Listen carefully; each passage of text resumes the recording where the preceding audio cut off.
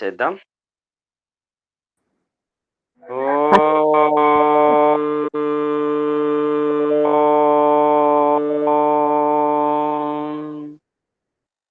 ఓం.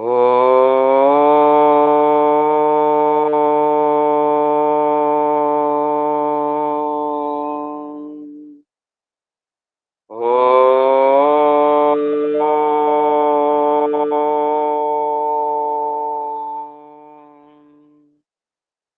ఓం భూర్భువస్వః తత్సవితుర్వరేణ్యం భర్గో దేవస్య ధీమహి ధియో యో నః ప్రచోదయాత్.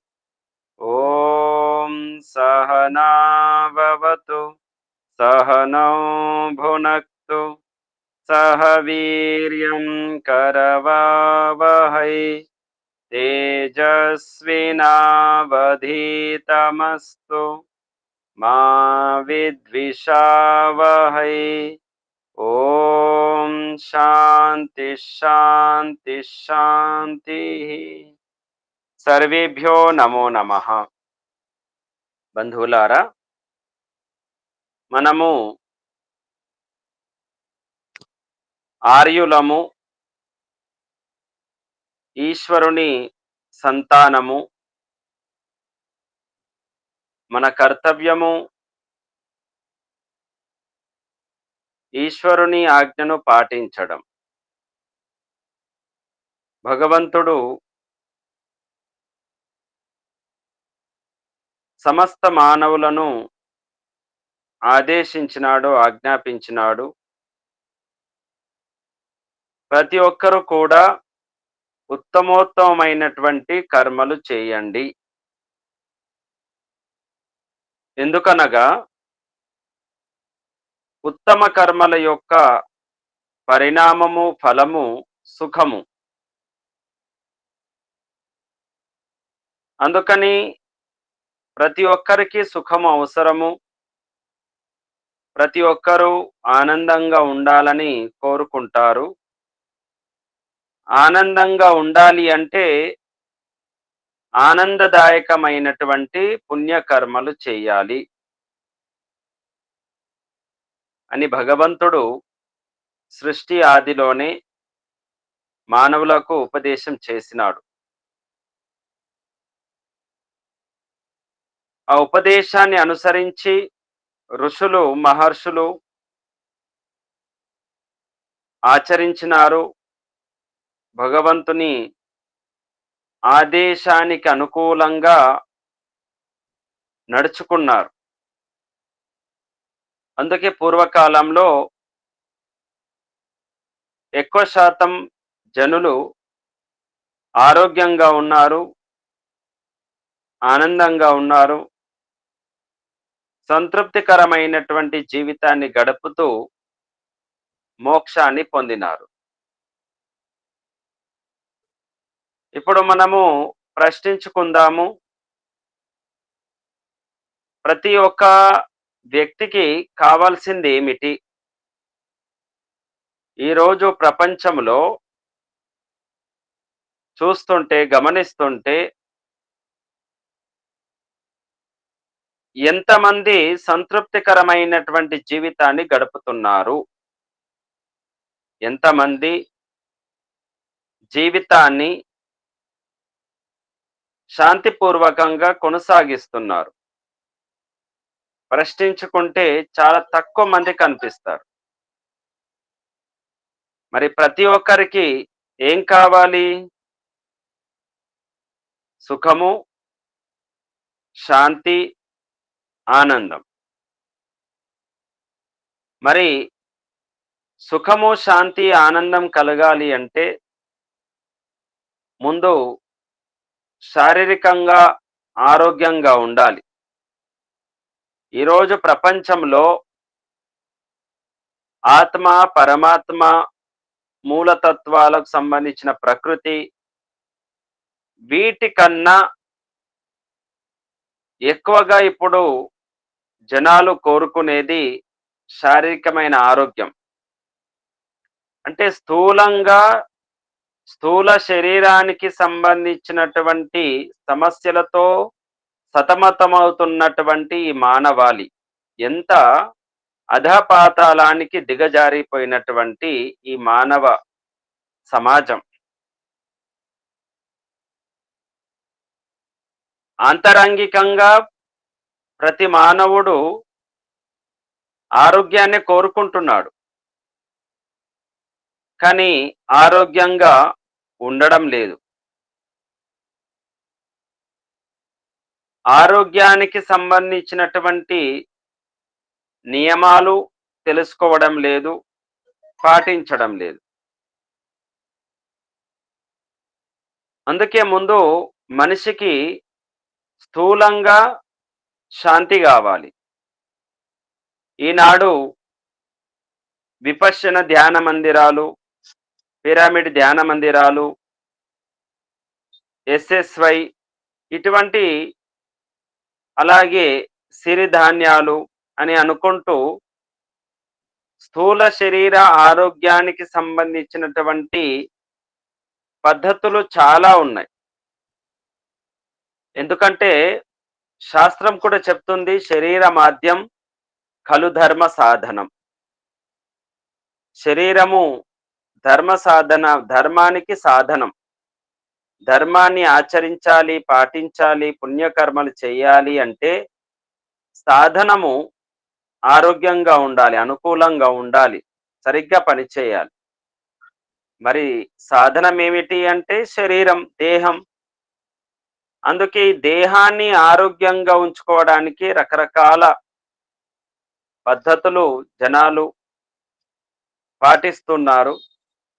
అలా పాటిస్తూ మూలమైనటువంటి మనస్సును కూడా మనము తెలుసుకునే ప్రయత్నం చేయాలి.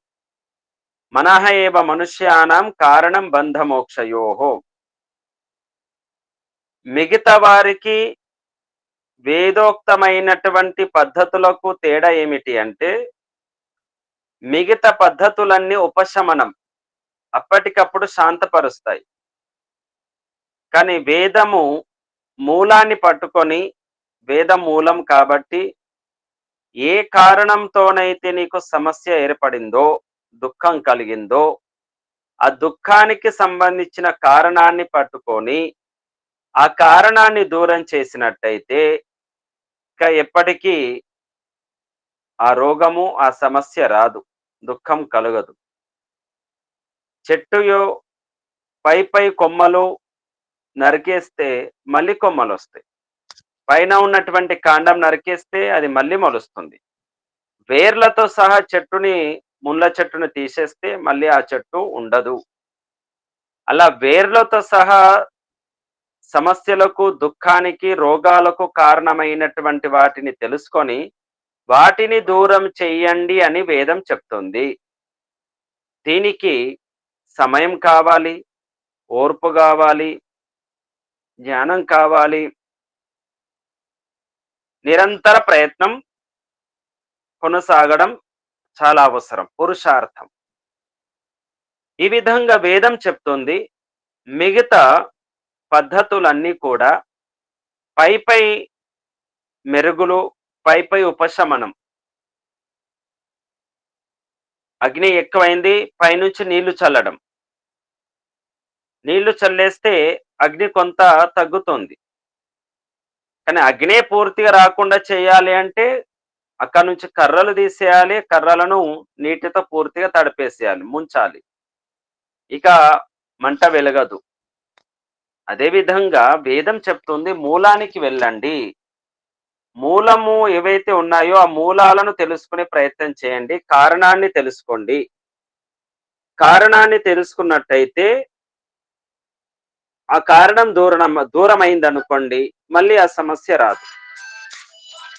అందుకే మనమందరం కూడా ఈ విషయాన్ని తెలుసుకొని దుఃఖాన్ని దూరం చేసుకునే ప్రయత్నం చేయాలి.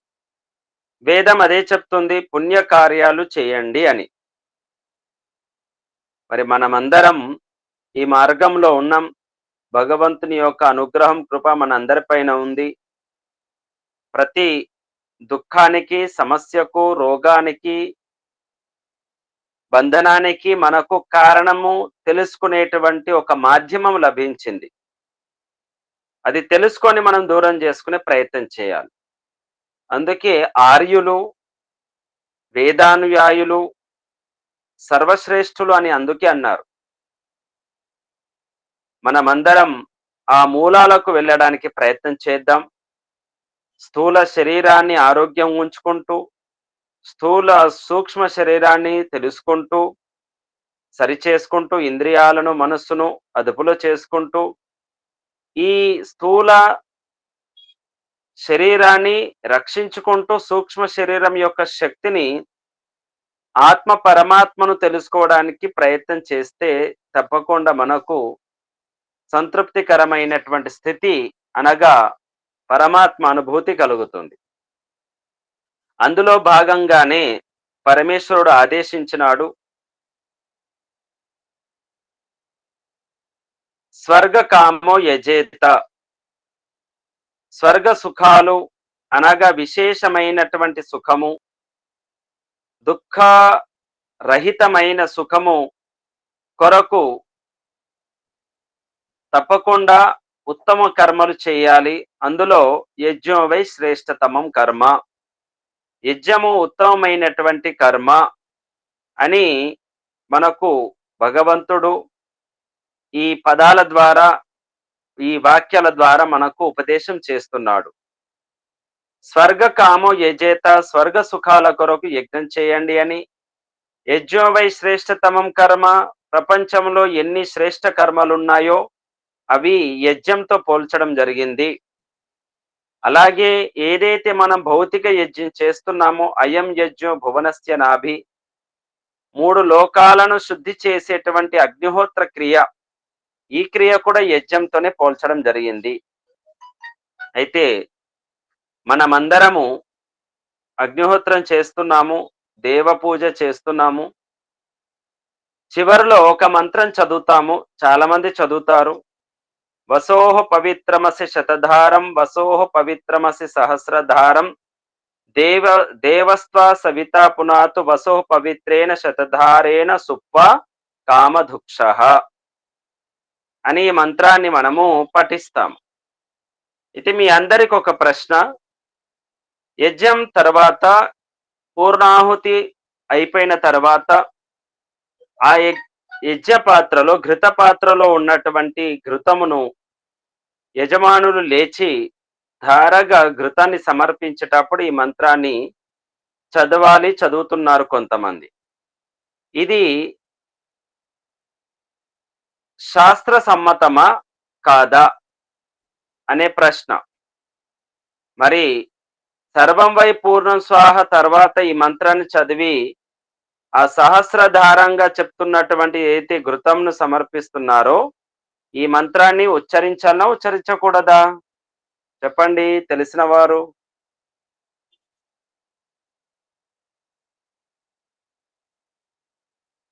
ఎంతమంది చేస్తున్నారు ఈ మంత్రాన్ని? ఎంతమంది ఉచ్చరిస్తున్నారు?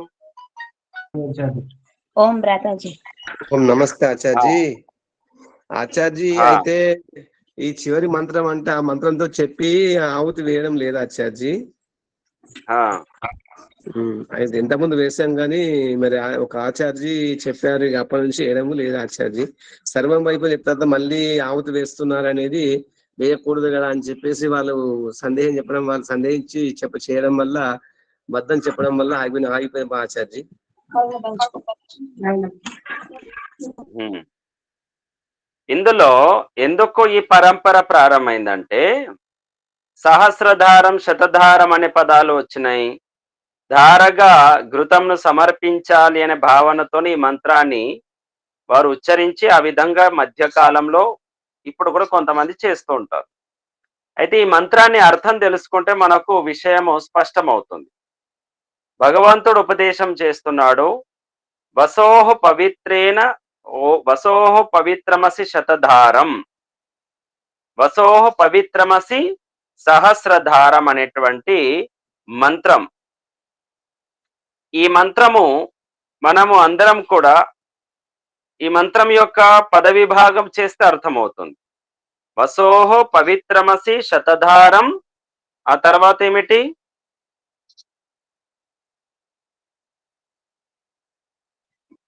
వసోహో సహస్రధారం.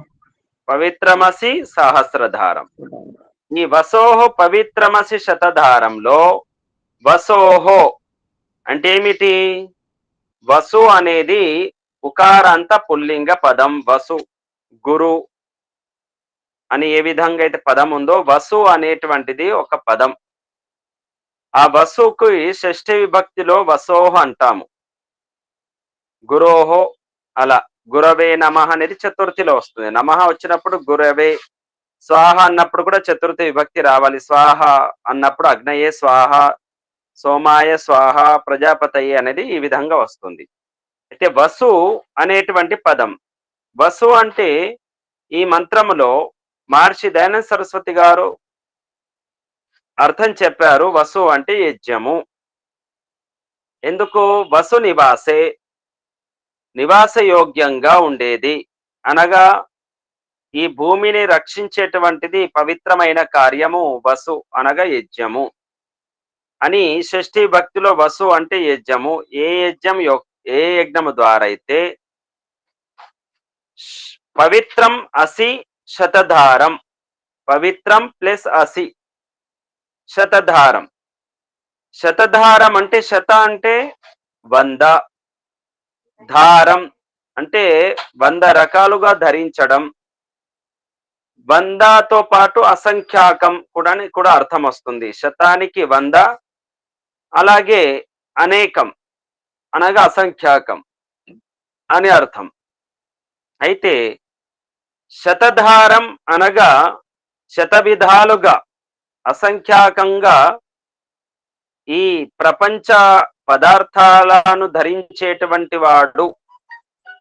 పవిత్రం అసి భగవంతుడు అనగా ఈ యొక్క క్రియ ద్వారా భగవంతుడు మనకు ఆదేశిస్తున్నాడు. అలాగే భగవంతుని యొక్క స్వరూపాన్ని కూడా చెప్పడం జరుగుతుంది. అనేక విధాలుగా అనేక పదార్థాలను పవిత్రం చేస్తున్నటువంటి వాడా అసి నీవు ఉన్నావు అనగా అనేక రకాలుగా ఈ పదార్థాలను శుద్ధి చేస్తున్నావు అని అర్థం. అలాగే సహస్రధారం అనగా అనేక రకాల బ్రహ్మాండాలను ధరిస్తున్న వాడివి. శతధారం అంటే అసంఖ్యాకమైన పదార్థాలను ధరించడం. సహస్రధామ అంటే అనేక విధాలుగా అనేక రకాల బ్రహ్మాండాన్ని ధరిస్తున్నవాడు అని అర్థం. అంటే ఇప్పుడు అర్థం చేసుకోండి, బ్రహ్మాండం అనేది అనేక రకాలుగా బ్రహ్మాండాలు ఉన్నాయి. వేదంలో 31వ అధ్యాయంలో త్రిపాదూర్ధ ఉదయత్ పురుష పాదోస్యేహ భవత్పున అనే దాంట్లో ఈ బ్రహ్మాండాలు ఏవైతే ఉన్నాయో ఈ బ్రహ్మాండాలన్నీ కూడా భగవంతునికి ఒక భాగంలో ఒక అంశంలో ఉన్నవే. ఈ ఒక అంశంలో ఉన్నటువంటి బ్రహ్మాండాలను మనము తిరగాలనుకుంటున్నాము, చూడాలనుకుంటున్నాం. విచిత్రమైనటువంటి దృశ్యాలు, సుఖాలు. ఇక మిగతా 3 అంశాలు 3 భాగాలంతా కూడా మోక్షంలో ఉంది. అంటే ఈ బ్రహ్మాండ యాత్రలోనే ఇంత సుఖం ఉంది అంటే, లోకాంతర యాత్రలోనే ఇంత సుఖం ఉన్నది అంటే, ఇక ఒక అంశంలోనే ఇంత సుఖం ఉంటే ఇక మిగతా 3 అంశాల్లో ఆ మోక్ష సుఖము, మోక్ష ఆనందం ఇంకా ఎంత తృప్తికరంగా ఉంటుందో ఆలోచించండి. అందుకే ఋషులు, మహర్షులు పరమాత్మను ఉపాసించి యోగము ద్వారా దివ్య దృష్టితోని పరమాత్మ యొక్క మోక్ష సుఖాన్ని అనుభవించినటువంటి వారికి ఈ బ్రహ్మాండ సుఖాలు ఎందుకు నిస్సారంగా ఉంటాయి అనేది అర్థమవుతుంది. ఎలా అయితే చిన్నప్పుడు మనందరికీ చాక్లెట్ అంటే ఇష్టం. తర్వాత మనము ఆహార పదార్థాలు ఉన్నటువంటి స్వీట్ తీసుకున్నప్పుడు ఆ చాక్లెట్ అంత రుచించదు. ఎందుకంటే అంతకన్నా గొప్పగా ఉన్నటువంటిది మనకు లభించింది. అలాగే స్వీట్ కన్నా గొప్పగా ఉన్న పదార్థం లభించినప్పుడు దాన్ని వదిలిపెట్టేస్తాం. అలాగే పరంపిత పరమాత్మ యొక్క మోక్షము ఎంతో తృప్తికరంగా ఆనందదాయకంగా ఉన్నప్పుడు ఈ ప్రాపంచిక భౌతిక సుఖాలు కూడా వ్యర్థం అనిపించి వదిలిపెట్టేస్తారు ఋషులు, మహర్షులు, యోగులు. ఈ బంధనంలోకి రాదలుచుకోలేరు. అందుకే జన్మరాహిత్యాన్ని కోరుకుంటారు వారందరూ కూడా. దీనినే అలాంటి కోరుకున్నటువంటి శక్తి వచ్చినటువంటి వారిని ఋషులు అంటారు. ఋషయో మంత్రద్రష్టారః. మంత్ర అర్థాన్ని దర్శించుకున్నటువంటి వారు, పరమాత్మ యొక్క భావాన్ని, అనుభూతిని అనుభవించినటువంటి వారు. అందుకే అటువంటి వారి వివేకులకు సర్వం దుఃఖం వివేకిన, సర్వం కూడా, సమస్తం కూడా దుఃఖదాయకం అనిపిస్తుంది. ఈ శరీరం కూడా ఈ బంధనంలాగా మారుతుంది. ఆ విధంగా అనేక బ్రహ్మాండాలను ధరించినటువంటి పరంపిత పరమేశ్వరుడు అని అర్థం సహస్రధారం అంటే. ఆ పరమాత్మ పవిత్రమసి, పవిత్రుడు. పవిత్రం తూ పవిత్ర హే, పవిత్రం అసి, నీవు పరమ పవిత్రుడివి అని అర్థం. ఇలా వసోహ పవిత్రం అసి శతధారం, వసోహ పవిత్రం అసి సహస్రధారం. అటువంటి పవిత్రమైనటువంటి కార్యమే నీ ద్వారా అందించబడినటువంటి యజ్ఞము. అందుకే భగవంతుడు సృష్టి ఆదిలోనే మానవులను నిర్మాణం చేసి అమైథున సృష్టిలో ఆ ఎవరైతే మానవులుగా, దివ్య మానవులుగా ఉత్పన్నమైనటువంటి వారున్నారో, యువావస్థలో ఉత్పన్నం చేసినటువంటి పరమాత్మ వారికి అగ్నిహోత్రము, యజ్ఞం అనేటువంటి ఆ విద్యను కూడా అదే సమయంలో అందించడం జరిగింది. అందుకే మనం సంకల్పములో ఏకో వృంద సప్తనవతి కోట్య ఏకోన త్రింశత్ లక్షాని ఏకోన పంచాశత్ సహస్రాని షడ్వింశతి ఉత్తర శతతమే సృష్టి వత్సరే అని చదువుతాం. అనగా 197,29,49,125 సంవత్సరాలు పూర్తి చేసుకొని 126వ సృష్టి సంవత్సరంలో మనము ఇప్పుడు కొనసాగుతున్నాము. అంటే ఈ సంకల్పము ప్రతి యజ్ఞానికి ముందు మనం చదువుతాం. అంటే ఈ క్రియ, ఈ పరంపర అప్పటి నుంచి ప్రారంభమైనది అని అర్థం. అంటే అతి ప్రాచీనమైన పరంపర సృష్టి ఆదిలోనే భగవంతుడు మనకి ఇచ్చాడు. నీ యొక్క మనోకామనలను సిద్ధింపజేసుకోవడానికి ఈ రకమైనటువంటి క్రియను నీకు అందిస్తున్నాను. నేను ఎంత పవిత్రమో ఈ క్రియ ద్వారా కూడా అంతే పవిత్రత నీకు కలుగుతుంది అని భగవంతుడు మనల్ని ఆదేశించినాడు. అందుకే అటువంటి అగ్నిహోత్రం అనేటువంటి క్రియలు చేస్తూ ఉత్తమోత్తమైనటువంటి భౌతిక కార్యాలు కూడా చెయ్యము అని భగవంతుడు ఆదేశించినాడు. కేవలము భౌతిక అగ్ని వెలిగించి స్వాహ అంటూ ఆహుతి సమర్పించడం ఒకటే యజ్ఞం కాదు. అన్ని రకాల పవిత్ర కార్యాలు చేయడమే ఉత్తమమైనటువంటి యజ్ఞక్రియ అని అర్థం. ఆ విధంగా వసోహ పవిత్రమసి శతధారం, వసోహ పవిత్రమసి సహస్రధారం. అన్ని రకాల పవిత్ర కార్యాలు చేస్తున్నవాడా ఓ పరంపిత పరమేశ్వర, అటువంటి యజ్ఞాన్ని కూడా నేను ఆచరిస్తాను అని అర్థం. అలాగే దేవస్వ సవిత పునాతు వసోహ పవిత్రేణ శతధారేణ సుప్వా కామధుక్షః. దేవః త్వ సవిత. ఇక్కడ సవిత అనేటువంటి పదం వచ్చింది. అనగా గాయత్రి మంత్రంలో కూడా సవిత అనే పదం వచ్చింది. సవిత అనే దానికి అర్థం ఏమిటి? సామాన్యంగా సవిత అంటే సూర్యుడు. సూర్యుడు ఈ సౌర కుటుంబానికి ఉత్పాదకుడు, ఉత్పత్తికర్త సూర్యుడు. అలాగే పరమాత్మకు సవిత అని కూడా అర్థం వచ్చింది. అంటే ఈ సమస్త బ్రహ్మాండానికి ఉత్పత్తికర్త పరమేశ్వరుడు. ఇక్కడ సవిత అంటే 33 రకాల దేవతలను ఉత్పన్నం చేసినటువంటి వాడు పరమాత్మ అని అర్థం. అంటే ఆ పరపిత పరమాత్మ దేవహత్వ అంటే ఈ యజ్ఞమును దేవహ స్వయంగా స్వప్రకాశ స్వరూపుడు, స్వయంభు అంటాం. పరమేశ్వరుడు ఒక్కడే స్వయంభు. మనకు స్వయంభు లింగేశ్వరుడు అనేటువంటి కూడా పదాలు వస్తుంటాయి. అంటే ఆ లింగము శివలింగము స్వయంగానే ఉద్భవించింది, పుట్టుకొచ్చింది అని చెప్తూ ఉంటారు. ఏది కూడా జడ పదార్థం దానికదే పుట్టుకొని రాదు. ఆ భూమిలో ఎవరో ఇంతకుముందు పూర్వీకులు పాతిపెట్టింది ఉంటే వర్షంతో, నీటితో లేదా మట్టి తొలగిపోయి అది బయటికి వస్తుంది. అంత మాత్రాన స్వయంభూ లింగేశ్వరుడు అనడానికి వీల్లేదు. ఇక్కడ కేవలం స్వయంభూ ఎవరు అంటే నిరాకార స్వరూపుడైనటువంటి పరంపిత పరమేశ్వరుడు ఒక్కడే స్వయంభూ. సపర్యగా చుక్రమకాయమవ్రణ మస్నావిరం శుద్ధం అపాప విద్ధం కవీర్ మనీషీర్ పరిభూర్ స్వయంభూ అనేటువంటి అందులో వస్తుంది. నిరాకార స్వరూపుడు అజుడు, అతను స్వయంభూ అనగా పరమేశ్వరుడు స్వయంభూ.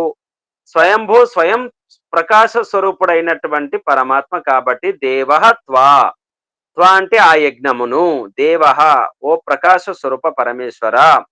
సవిత అనగా వసు, వసు అనగా నివాస యోగ్యంగా ఉండేటువంటి 33 రకాల దేవతలను ఉత్పన్నం చేసినటువంటి ఓ పరమేశ్వర పునాతు పవిత్రం చేయుము. అంటే నేను ఆచరించినటువంటి యజ్ఞం ద్వారా 33 రకాల దేవతలు పవిత్రమవుతున్నాయని అర్థం. అంటే అష్టవసువులు అనగా పంచభూతాలు, సూర్యుడు, చంద్రుడు, నక్షత్రం, ఇవి అష్టవసువులు. ఏకాదశ రుద్రులు, పంచప్రాణాలు, పంచ ఉపప్రాణాలు ఉన్నటువంటివి ఉభయమింద్రియం, ఇవి 11 ఇంద్రియాలు, మనస్సు. ఆ తర్వాత ద్వాదశ ఆదిత్యాలు, ద్వాదశ ఆదిత్యాలు అంటే 12 నెలలు. ఏదైతే ఋతువులు కాలాలు ఉన్నాయో ఇదంతా కూడా కలిపి ఆ సమయాన్ని ఏదైతే ఉంటుందో దాన్ని మనము ఆదిత్యగా తీసుకోవడం జరుగుతుంది. అలాగే యజ్ఞము, అలాగే విద్యుత్తు, ఈ 33 రకాల జడదేవతలను ముక్కోటి దేవతలుగా బయట ప్రచారం జరిగింది. సంస్కృతం తెలియక లౌకికమైనటువంటి అర్థాన్ని తీసుకొని 33 కోట్ల దేవతలుగా లెక్కిస్తున్నారు. 30 కోట్ల దేవతలు లేదా 33 కోట్ల దేవతలు అని చెప్తూ ఉంటారు. కోటి అంటే కోట్లు కాదు, కోటి అంటే ఇక్కడ రకాలు అని అర్థం అని మనకు తెలుసు. ఆర్య సమాజికులకు ఈ ప్రవచనాలు విన్న వారికి తెలుసు. కోటి అంటే రకాలు అని అర్థం. ధనుష్కోటి ఇంకా రకరకాల ఉంటుంది సంస్కృతంలో, తెలుగులో కూడా మనం కోటి అని కూడా పదం వాడతాం. కోటి అంటే కోట్లు, కోటి అంటే రకాలు. అంటే ఇక్కడ 33 రకాల దేవతలు ఏవైతే ఉన్నాయో 33 దేవతలను శుద్ధి చేసేటువంటి క్రియ ఆ పరంపిత పరమేశ్వరుడు ఆజ్ఞాపించినాడు. దేవస్త్వ సవితా పునాతు, దేవ అంటే స్వయం ప్రకాశ స్వరూపుడు, త్వ అంటే ఈ యజ్ఞమును, సవిత అంటే 33 దేవతలను ఉత్పన్నం చేసిన పరమేశ్వరుడు, పునాతు, ఇక్కడ పునాతు అంటే ఆర్డర్, ఆదేశించడం లేకపోతే ప్రార్థించడం, ప్రార్థన వాచకం పునాతు అనగా పరంపిత పరమాత్మ వీటిని పవిత్రం చేయుము. నేను చేసేటువంటి యజ్ఞక్రియ ద్వారా ఇవన్నీ కూడా పవిత్రం కావాలి అని పరమేశ్వరుని ప్రార్థించడం జరుగుతుంది. అలాగే వసోహ పవిత్రేణ శతధారేణ సుప్వ కామదుక్ష, పవిత్రేణ శతధారేణ అనేది తృతీయ విభక్తి ఏకవచనం. అనగా వసోహో ఈ యజ్ఞం ఏదైతే ఉందో పవిత్రేణ శుద్ధి చేయడానికి నిమిత్తమైనటువంటిది, అనగా శుద్ధికి హేతువు, శుద్ధి జరగడానికి కారణం. మనం శుద్ధి చేయాలి అంటే, కాలుష్య నివారణ చేయాలి అంటే, పర్యావరణ దోషాలను దూరం చేయాలి అంటే, ఆకాశం దోషాలను, వాయు దోషాలను, అగ్ని దోషాలను, జల దోషాలను, పృథ్వీ దోషాలను దూరం చేయాలి. సూర్య దోషాలను, నక్షత్ర దోషాలను, చంద్ర దోషాలను అనగా సమస్త జడ పదార్థాల యొక్క లోపాలను, అశుద్ధిని శుద్ధి చేయాలి అంటే తప్పకుండా అగ్నిహోత్రంను ఆచరించాలి అని వేదం ఆదేశిస్తుంది.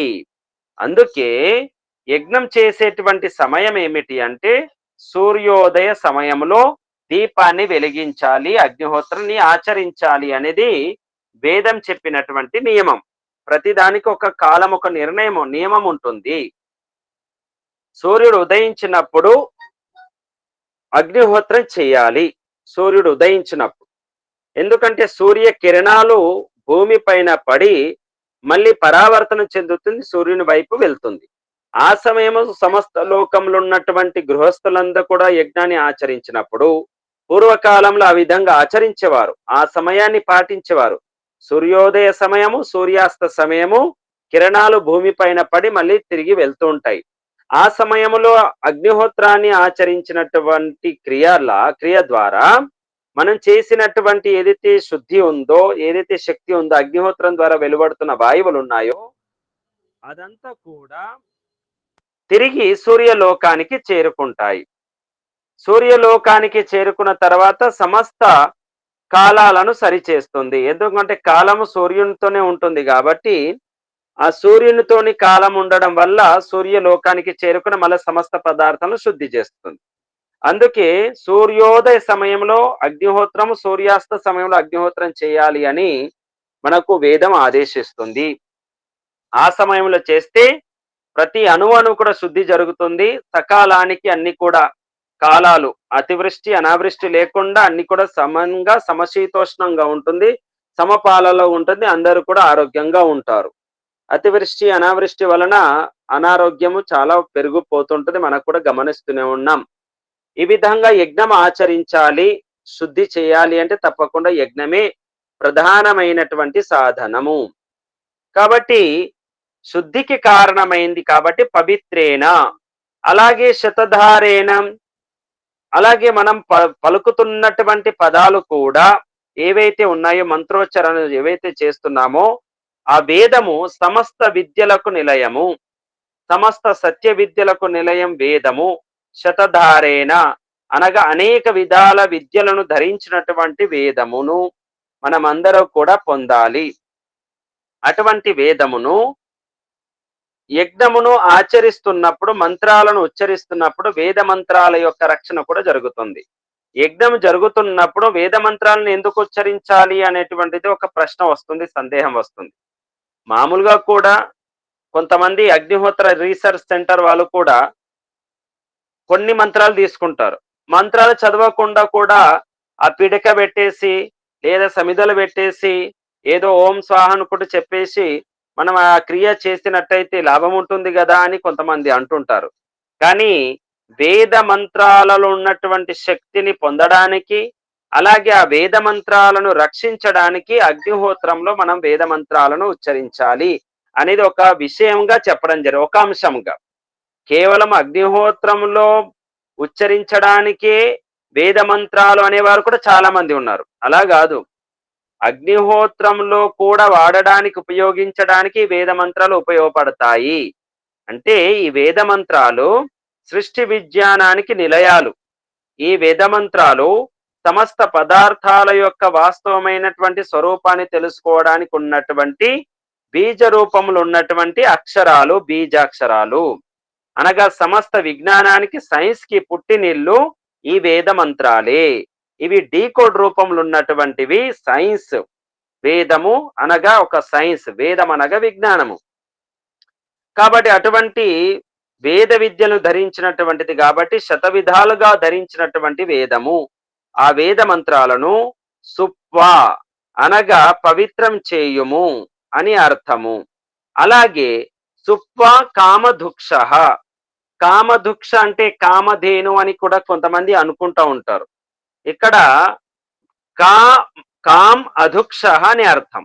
కామ్ అధుక్ష, మనం అనుకున్నట్టు కామధుక్ష అంటే కామనలను పూర్తి చేసేటువంటిది యజ్ఞము అని, కామధుక్ష అని ఇలా అర్థం చేసుకునేటువంటి వారు కూడా కొంతమంది ఉన్నారు. ఇక్కడ కామ్ అధుక్ష అంటే, కామ్ అంటే ఎవరు, కహ కౌకే కం కౌకాన్. అలాగే ఇక్కడ స్త్రీలింగంలో కాకే కాహ కామ్ అనే వస్తుంది. వాణి, వేదవాణికి ఇక్కడ విశేషణంగా కామ్ అనే పదం వచ్చింది. రాముడు మంచి బాలుడు, మంచి బాలుడు విశేషణము, విశేషం రాముడు. అదే విధంగా వేదవాణి అనేది విశేషము, మెయిన్ వర్డ్. అలాగే దానికి అడ్వర్బ్ ఏంటిది అంటే దానికి ఉన్నటువంటి సైడ్ హెల్పింగ్ వర్బ్ ఏమున్నది అంటే కామ్. అంటే వేదవాణికి సంబంధించినటువంటిది అని అర్థం. అంటే ఆ వేదవాణిని, శ్రేష్టమైనటువంటి వేదవాణిని, వేదవాణి యొక్క అభిప్రాయాన్ని ఎవరు తన మనసు ద్వారా పూర్తిగా తెలుసుకోవాలని అనుకుంటున్నారు అని ప్రశ్నిస్తుంది వేదమంత్రం. ఏమంటుంది అంటే కామ్ అధుక్షః, ఎవరు ఈ యజ్ఞంలో మనం ఏదైతే ఉచ్చరిస్తున్నటువంటి మంత్రాలు ఉన్నాయో ఆ మంత్రాల యొక్క శ్రేష్టమైనటువంటి వేదవాణి యొక్క అభిప్రాయాన్ని మనస్సు ద్వారా పూర్తిగా ఎవరు తెలుసుకోవాలని అనుకుంటున్నారు అనేటువంటి ప్రశ్నిస్తుంది ఈ మంత్రం. అంటే దానికి సమాధానంగా ఏంటిది అంటే నేను అనగా నేను వేదవాణి యొక్క సరి అయినటువంటి అభిప్రాయాన్ని మనస్సు ద్వారా పూర్తిగా తెలుసుకోవాలనుకుంటున్నాను. అలా తెలుసుకోవడం ద్వారా పదార్థాల యొక్క పూర్తి స్వరూపం తెలుస్తుంది, అలాగే పరమాత్మ యొక్క స్వరూపం కూడా పూర్తిగా తెలుస్తుంది. అలా తెలుసుకోవడం ద్వారా నాకు జ్ఞానం కలుగుతుంది, ఆ జ్ఞానం ద్వారా మోక్షం కలుగుతుంది. ఎందుకు? నాకు మోక్షం కావాలి, నాకు ఆనందం కావాలి, దుఃఖము లేనటువంటి విశేషమైన సుఖం కావాలి. ఇది సహజమైనటువంటి కోరిక ప్రతి ఆత్మది. ఎవరు అవునన్నా కాదన్నా తప్పకుండా ప్రతి ఒక్కరు కూడా మోక్షాన్ని ఇష్టపడతారు. లక్షల కోట్లు సంపాదించిన కూడా, లక్షల కిలోల బంగారాన్ని సంపాదించిన కూడా, బ్రహ్మాండంలోని సమస్త ఐశ్వర్యాలు లభించిన కూడా చివరికి ఆత్మ దేనితోని సంతృప్తి చెందుతుంది అంటే మోక్షముతోని. చివరికి ఏం కావాలి? ఒక వృద్ధుణ్ణి పండు ముసలిని అడిగినప్పుడు లక్షాధికారి కోట్లకు అధిపతి అయినటువంటి ఆ వృద్ధావస్థలో ఉన్నటువంటి మనిషిని ఆ వ్యక్తిని అడిగినప్పుడు ఏమని కోరుకుంటాడు అంటే నాకు మోక్షం కావాలి. అంటే ఈ దుఃఖము నుండి, ఈ అనారోగ్యం నుండి, ఈ వృద్ధాప్యము నుండి, ఈ బంధనం నుండి నాకు ముక్తి కావాలి, నాకు ఇది అవసరం లేదు అని కోరుతాడు. అంటే ఏమిటి? మోక్షం కావాలి. ఆ మోక్షం అనేది మనందరి యొక్క పరమ గమ్య స్థానము. ఆ పరమ గమ్య స్థానానికి ప్రణాళిక ఏమిటి అంటే ఉత్తమోత్తమైనటువంటి కర్మలు చేయడము, అనగా యజ్ఞమును ఆచరించడము. ఆ యజ్ఞము ఎన్ని రకాలుగా చేయాలి అంటే 100 విధాలుగా ఉండాలి, సహస్ర విధాలుగా ఉండాలి. అనగా రకరకాల వ్యవహారాలు ఉన్నాయి. మనస వాచ కర్మన మనం ఉదయం లేచినప్పటి నుంచి రాత్రి పడుకునే వరకు ఎన్ని రకాల మాటలు మాట్లాడతాము, ఎన్ని రకాలుగా కర్మలు క్రియలు చేస్తాము. కాళ్ళతో, చేతులతో, కళ్ళతో, ముక్కుతో, చెవులతో, పంచ జ్ఞానేంద్రియాలతో, పంచ కర్మేంద్రియాలతో, అలాగే ఎన్ని రకాలుగా మనస్సుతో మనం ఆలోచిస్తాము. ఒకసారి రాత్రి పడుకునే ముందు ఆత్మ విమర్శ చేసుకుంటే తెలుస్తుంది. ప్రతిదీ కూడా మనము నోట్ చేసుకుంటే ఉదయం లేచినప్పటి నుంచి రాత్రి పడుకునే వరకు ఈ సమయానికి, ఈ క్షణానికి ఈ విధంగా ఆలోచించినాను, ఈ క్రియ చేసినాను, ఈ రకంగా మాట్లాడినాను. ఒక దినం మొత్తం దీనికోసం కేటాయించుకోవాలి. ఒక రోజు ఉపవాసంగా ఉంటూ ఉదయం లేచినప్పటి నుంచి రాత్రి పడుకునే వరకు, ఉదయము 5 గంటల నుంచి రాత్రి 9 గంటల వరకు ఉన్న సమయం ఏదైతే ఉందో, అనగా 12-15 గంటల సమయాన్ని మనము ప్రతి ఒక్క నిమిషముని రాసి పెట్టుకుంటే తెలుస్తుంది మన యొక్క విధానం ఏ విధంగా ఉంది. 5 గంటల నుంచి 6 గంటల వరకు ప్రతి ఒక్క నిమిషం, ఆ నిమిషంని 60 నిమిషాలు ఏవైతే ఉన్నాయో ఆ 60 నిమిషాల్లో ఏ నిమిషంలో నేను ఏమేమి చేసినా అని జీవితంలో 100 సంవత్సరాల జీవితంలో ఒక్క దినం, ఒక 24 గంటల్లో ఒక 15 గంటల యొక్క దినచర్యను ఒక్కొక్క నిమిషం యొక్క విషయాన్ని రాసి నోట్ చేసి పెట్టుకుంటే డైరీ మెయింటైన్ చేసే వాళ్ళు చాలా మంది ఉన్నారు. అలా డైరీని రాసి పెట్టుకుంటే తెలుస్తుంది మన జీవితం ఎలా ఉంది అనేది. ఈ నిమిషంలో ఎలా ఉన్నా, ఆ తర్వాత నిమిషంలో, సెకండ్ కూడా అనట్లేదు, నేను నిమిషం అంటున్నాను, ఇక సెకండ్ కూడా పెట్టుకుంటే ఇంకా చాలా అవుతుంది. ఒక్కొక్క నిమిషానికి నేను ఎలా ఉన్నా, 1 నిమిషానికి, 2 నిమిషానికి, 3 నిమిషానికి, 4 నిమిషానికి, 5 నిమిషాలకు, ఒక దినం మొత్తం కూడా దీని కొరకు కేటాయించే గడియారం ముందర పెట్టుకోవాలి. అలా మనము ఒక అరగంట తర్వాత రాసుకోవాలి. ఈ సమయం నుంచి 5 నుంచి 5:30 వరకు నేను ఏమేమి నిమిషంలో చేసినా, మళ్ళీ 5:30 నుంచి 6 గంటల వరకు 6 గంటలు కూర్చొని మళ్ళీ రాయడం. ఇలా ఒక దినం మనం ఇలా ప్రయత్నం చేస్తే మన జీవితం ఏమిటి అనేది మనకు తెలుస్తుంది. అంటే శతధారం సహస్రధారం యొక్క అర్థం అది.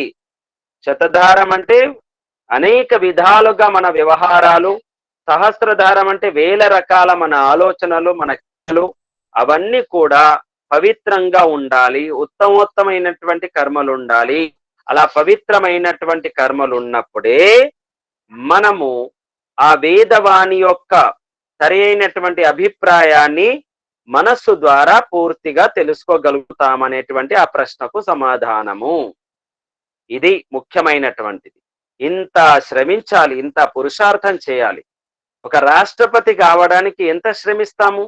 ఒక కలెక్టర్ కావడానికి, ఒక ఐఏఎస్ ఎగ్జామ్ రాయడానికి, గ్రూప్ 1 ఎగ్జామ్ రాయడానికి 24 గంటలు, సంవత్సరం పొడుగున 365 దినాలు 24 గంటలు చదివితే, పుస్తక పురుగులాగా మారితే, ఆ పుస్తకంను వేల సార్లు చదివితే గాని అప్పుడు కలెక్టర్ కాలేడు. నిజాయితీగా, సరైనటువంటి పద్ధతిలో, అడ్డదారిలో కాకుండా నిజాయితీగా, శ్రమతోని ఆ విధంగా చేస్తే కలెక్టర్ అవుతాడు. అలా 365 దినాలు 24 గంటలు శ్రమిస్తే అటువంటిది మనకు లభిస్తుంది. అది ఈ జన్మకు, అనగా 60-65 సంవత్సరాల వరకు ఏదైతే కలెక్టర్ పరిధి ఉందో, సమయం ఉందో అంతవరకు సుఖంగా ఉంటాడు.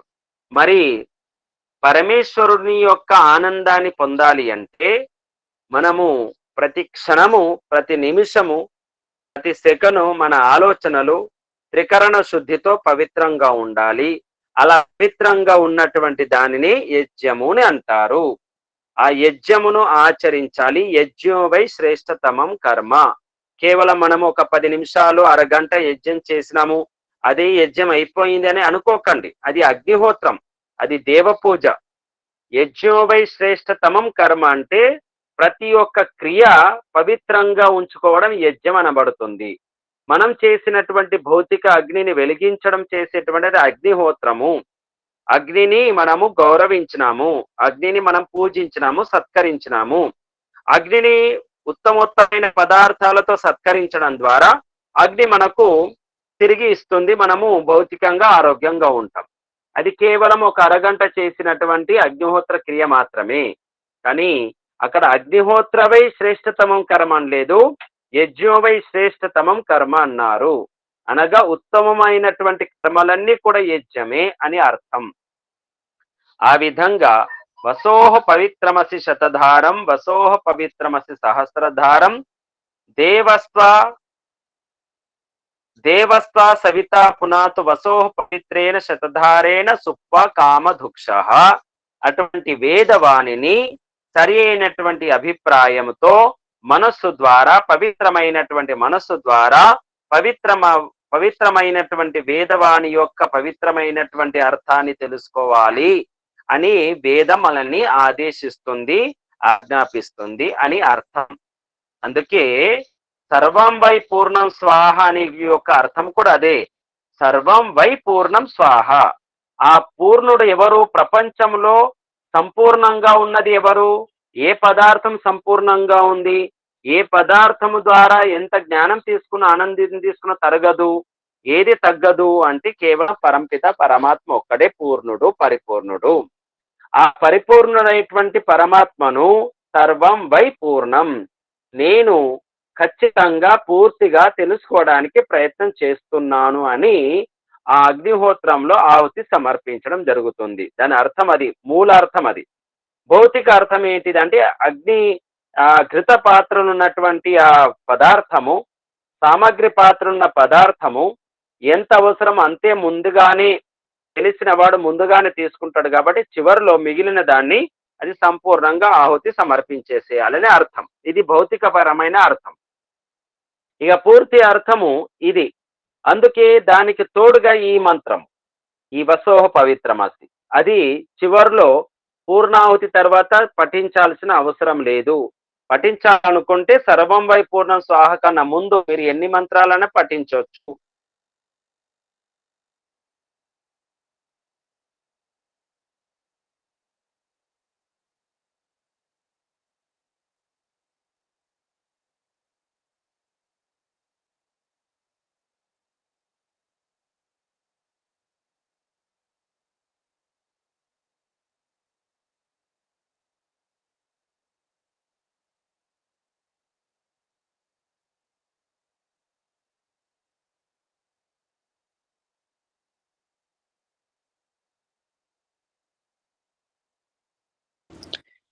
అందరికి నమస్తే అండి. Brother lift అయినట్టున్నారు.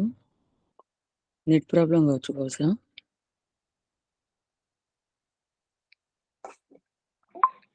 ఆచార్జీ నెట్ ఆగిపోయిందేమో. వినిగా అదే. ఎప్పుడొచ్చినవరా? అమెరికాకి వచ్చినావా? ఉత్తమ మళ్ళీ మాట్లాడతాను, సత్సంగం అవుతుంది కదా, నేను నీకు చేస్తా పోను. రికార్డ్ అవుతుంది కదా తమ.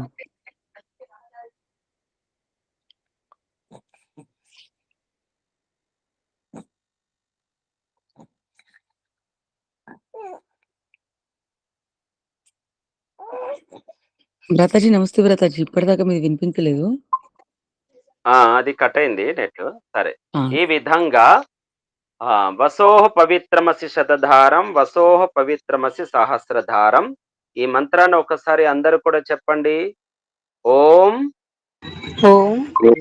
వసోహ పవిత్రమసి శతధారం, సో పవిత్రమస్తు శతధారం, వసోహ పవిత్ర సహస్రధారం, సో పవిత్రధారం, దేవస్వ సవితా పునాతు, సవిత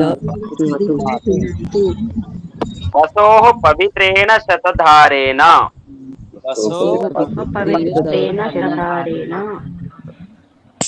సుప్వా కామధుక్షః.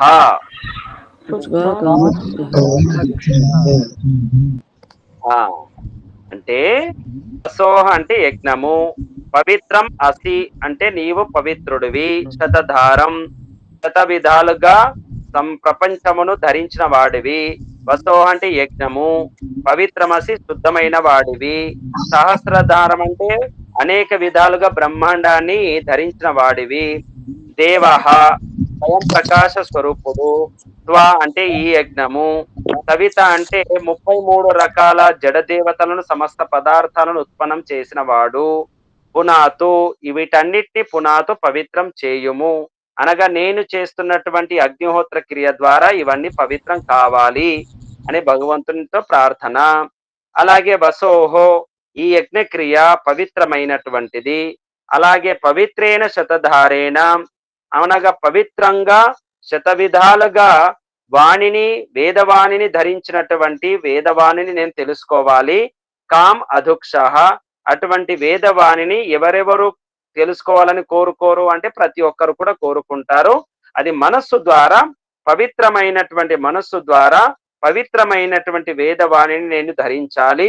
దాని ద్వారా నేను పవిత్రమైనటువంటి కార్యాలు చేసి నేను మోక్షానికి అర్హును కావాలి అని ఈ వేద మంత్రం ద్వారా భగవంతుని ప్రార్థించడం జరుగుతుంది.